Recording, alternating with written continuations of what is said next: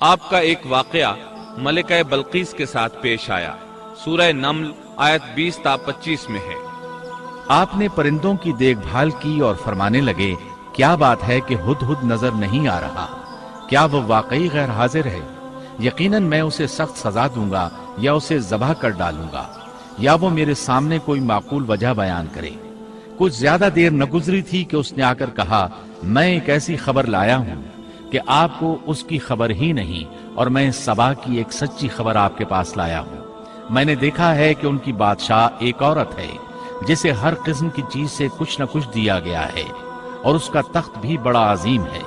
میں نے اسے اور اس کی قوم کو اللہ تعالیٰ کو چھوڑ کر سورج کو سجدہ کرتے ہوئے پایا ہے۔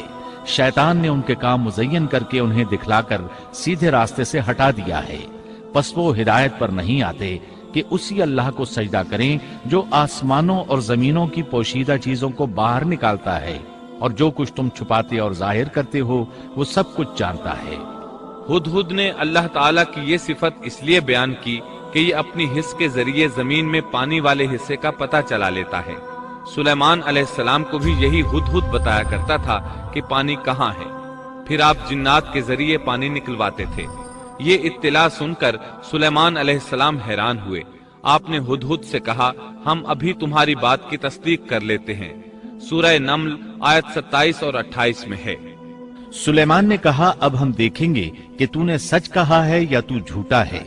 میرے اس خط کو لے جا کر انہیں دے دے، پھر ان کے پاس سے ہٹ آ اور دیکھ کہ وہ کیا جواب دیتے ہیں۔ آپ نے ایک خط لکھ کر اسے دیا۔ ہدہد وہ خط لے کر ملکہ بلقیس کے محل پہنچا۔ خط اس کے سامنے گرا کر خود دیوار پر جا بیٹھا۔ خط دیکھ کر ملکہ بلقیس نے کہا، وہ کہنے لگی، اے سردارو، میری طرف ایک باوقت خط ڈالا گیا ہے جو سلیمان کی طرف سے ہے، اور جو بخشش کرنے والے مہربان اللہ کے نام سے شروع ہے، یہ کہ تم میرے سامنے سرکشی نہ کرو اور مسلمان بن کر میرے پاس آ جاؤ۔ اس نے کہا، اے میرے سردارو، تم میرے اس معاملے میں مجھے مشورہ دو۔ میں کسی امر کا قطعی فیصلہ جب تک تمہاری موجودگی اور رائے نہ ہو نہیں کیا کرتی۔ ان سب نے جواب دیا کہ ہم طاقت اور قوت والے، سخت لڑنے بھیڑنے والے ہیں، آگے آپ کو اختیار ہے، آپ خود ہی سوچ لیجئے کہ ہمیں آپ کیا کچھ حکم فرماتی ہیں۔ اس نے کہا کہ بادشاہ جب کسی بستی میں گھستے ہیں تو اسے اجاڑ دیتے ہیں اور وہاں کے باعزت لوگوں کو ذلیل کر دیتے ہیں، اور یہ لوگ بھی ایسا ہی کریں گے۔ میں انہیں ایک ہدیہ بھیجنے والی ہوں، پھر دیکھ لوں گی کہ قاصد کیا جواب لے کر لوٹتے ہیں۔ ملکہ بلقیس یہ اندازہ کرنا چاہتی تھی کہ سلیمان علیہ السلام کس قسم کے بادشاہ ہیں، اور یہ کہ وہ ان کے خلاف لڑ سکیں گے یا نہیں۔ چنانچہ اس نے فلسطین کی طرف بے شمار تحائف روانہ کیے تاکہ لڑائی کی نوبت نہ آئے، لیکن جب یہ تحائف سلیمان علیہ السلام کے پاس پہنچے تو آپ غضبناک ہو گئے۔ بس جب قاصد سلیمان کے پاس پہنچا تو آپ نے فرمایا، کیا تم مال سے مجھے مدد دینا چاہتے ہو؟ مجھے تو میرے رب نے اس سے بہت بہتر دے رکھا ہے جو اس نے تمہیں دیا ہے، بس تم ہی اپنے تحفے سے خوش رہو۔ جا ان کی طرف واپس لوٹ جا، ہم ان کے مقابلے پر وہ لشکر لائیں گے جن کے سامنے پڑنے کی ان میں طاقت نہیں، اور ہم انہیں ذلیل و پست کر کے وہاں سے نکال باہر کریں گے۔ قاصد ان کا جواب سن کر اور یہ صورتحال دیکھ کر دہشت زدہ ہو گئے۔ انہوں نے بلقیس کے پاس جا کر ساری حقیقت بیان کر دی۔ ملکہ بلقیس نے انہیں پیغام بھجوایا کہ ہم اسلام قبول کرنے کے لیے تیار ہیں۔ سلیمان علیہ السلام تک اس کا پیغام پہنچا تو آپ اپنے درباریوں کی طرف متوجہ ہوئے۔ آپ نے فرمایا، اے سردارو، تم میں سے کوئی ہے جو ان کے مسلمان ہو کر پہنچنے سے پہلے ہی اس کا تخت مجھے لا دے؟ ایک قوی ہیکل جن کہنے لگا، آپ اپنی مجلس سے اٹھیں، اس سے پہلے میں اسے آپ کے پاس لا دیتا ہوں۔ یقین مانیے کہ میں اس پر قادر ہوں اور ہوں بھی امانت دار۔ جس کے پاس کتاب کا علم تھا وہ بول اٹھا کہ آپ پلک جھپکائیں، اس سے بھی پہلے میں اسے آپ کے پاس پہنچا سکتا ہوں۔ جب آپ نے اسے اپنے پاس موجود پایا تو فرمانے لگے، یہی میرے رب کا فضل ہے تاکہ وہ مجھے آزمائے کہ میں شکر گزاری کرتا ہوں یا ناشکری۔ شکر گزار اپنے ہی نفع کے لیے شکر گزاری کرتا ہے، اور جو ناشکری کرے تو میرا پروردگار بے پرواہ اور کرم کرنے والا ہے۔ حکم دیا کہ اس کے تخت کی صورت بدل دو تاکہ معلوم ہو جائے کہ یہ راہ پا لیتی ہے یا ان میں سے ہوتی ہے جو راہ نہیں پاتے۔ تخت لانے والے آدمی کے متعلق جو یہ آیا ہے کہ اس کے پاس کتاب کا علم تھا، تو مفسرین کا اس کے بارے میں اختلاف ہے کہ وہ کون تھا۔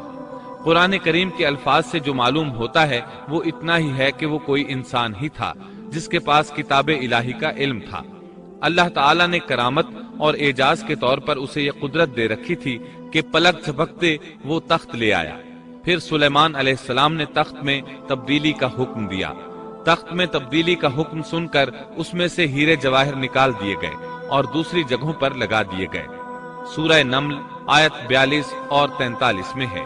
پھر جب وہ آ گئی تو اس سے کہا گیا کہ ایسا ہی تیرا بھی تخت ہے۔ اس نے جواب دیا کہ یہ گویا وہی ہے، ہمیں اس سے پہلے ہی علم دے دیا گیا تھا اور ہم مسلمان تھے۔ اسے انہوں نے روک رکھا تھا کہ جن کی وہ اللہ کو چھوڑ کر پرستش کرتی رہی تھی، یقیناً وہ کافر لوگوں میں سے تھی۔ اب سلیمان علیہ السلام کی ملکہ بلقیس سے گفتگو شروع ہوئی۔ پھر وہ اسے تخت کے پاس لے آئے۔ اس سے پوچھا، کیا تیرا تخت بھی اسی طرح کا ہے؟ اس نے بہت اچھا اور فصاحت سے بھرپور جواب دیا۔ اس نے نہ تو یہ کہا کہ ہاں، کیونکہ وہ تو اپنا تخت پیچھے سبا کے علاقے میں چھوڑ آئی تھی، یہاں کیسے آ سکتا تھا؟ نہ اس نے یہ کہا کہ نہ، کیونکہ یہ وہی محسوس ہو رہا تھا۔ البتہ اس میں قدر تبدیلی محسوس ہو رہی تھی۔ اس نے عجیب جملے میں جواب دیا کہ یہ وہی لگتا ہے۔ سلیمان علیہ السلام یہ جواب سن کر حیران ہوئے۔ اب آپ نے اسے اپنی سلطنت کا غلبہ دکھانے کے لیے ایسا منظر دکھایا جو کسی بشر نے آج تک نہیں دیکھا۔ چنانچہ آپ اسے ایک محل میں لے گئے۔ یہ مکمل طور پر شیشے کا تھا، اس سے دوسری طرف دیکھا جا سکتا تھا۔ فرش بھی شیشے کا تھا، شیشے کے نیچے پانی چھوڑا گیا تھا، پانی چلتا رہتا تھا۔ آپ اسے لیے اندر داخل ہوئے تو وہ بہت حیران ہوئی کہ محل میں پانی بہ رہا ہے۔ اس نے اپنا لباس کچھ اوپر کر لیا کہ بھیگ نہ جائے۔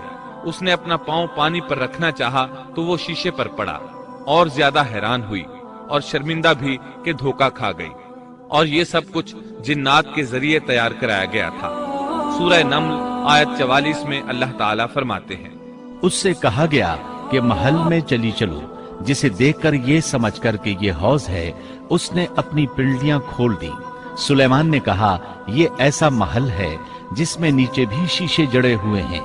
کہنے لگی، میرے پروردگار، میں نے اپنی جان پر ظلم کیا، اب میں سلیمان کے ساتھ اللہ رب العالمین کی مطیع اور فرمانبردار بنتی ہوں۔ یہ عظیم سلطنت دیکھ کر وہ جان گئی کہ سلیمان علیہ السلام صرف بادشاہ ہی نہیں، نبی بھی ہیں۔ چنانچہ اس نے فوراً ایمان قبول کر لیا۔